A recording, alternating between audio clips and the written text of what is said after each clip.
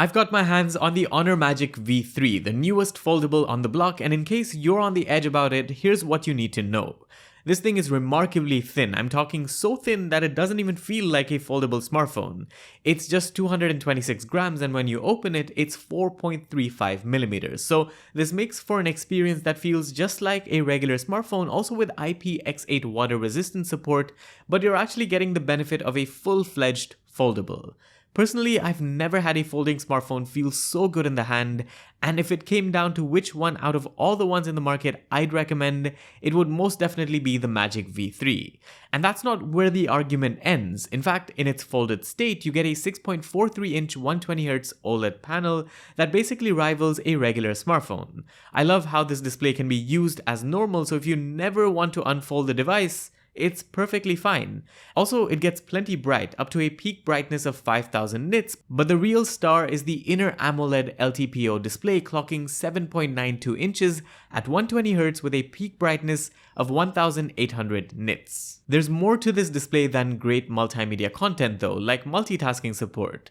With the power of the chipset inside, the Magic V3 eases through almost anything you throw at it, and it might not be the most powerful in terms of raw benchmarks, but that's not something which gets in the way when you're actually using the device. Like here, you can easily have multiple applications of different sizes on screen and go about your tasks as usual, which I think is really useful.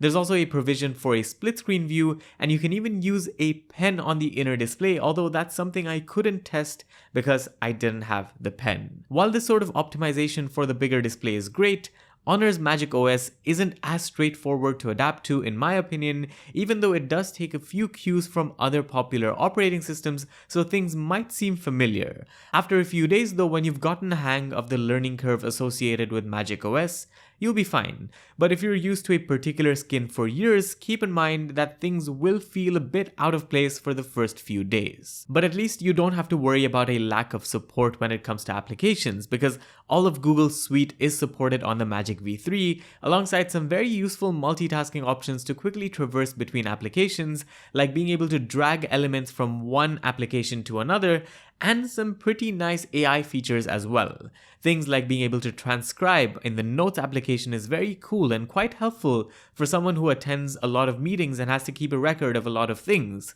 There's also a dedicated translation application which is nice, also with Arabic support from the get-go, but my personal favorite is AI Eraser, which uses Google's Cloud AI to help you manipulate images, and it kind of works really well and quickly, so props to Honor for having that available on the device.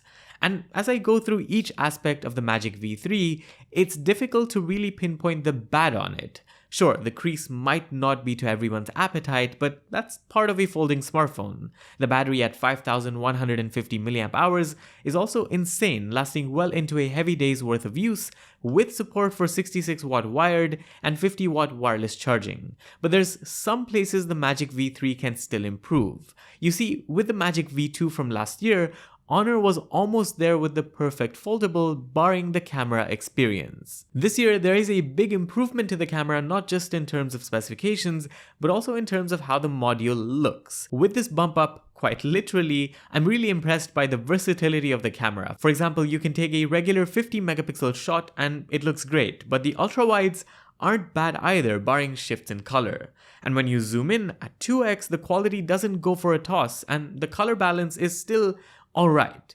Portraits of objects are good, but when it comes to portraits of people, especially at 2x, things could improve even though there's a dedicated hardcore portrait mode here, so that's something that Honor might have to work on. But largely, the improvement needs to come in these three areas. First up, nighttime photos when using the wide and ultra-wide lenses leave a bit to be desired even when night mode is enabled. The camera doesn't seem to be able to capture the detail to the same extent as a regular flagship, with the fall off a bit more noticeable when it comes to the ultra-wide images, especially when it starts to pick up noise.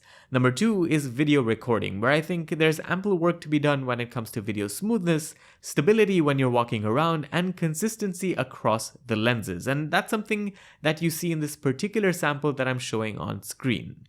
And lastly, there's selfies, and to be honest, this isn't a big one because by flipping the phone, you can easily use the primary setup to take selfies, which makes a huge difference in quality, especially in low light conditions, where you're just better off taking all your pictures with the primary setup.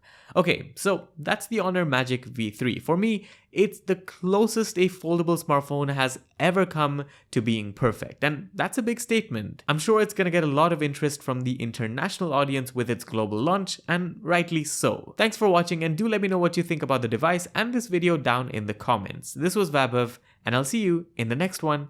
Adios!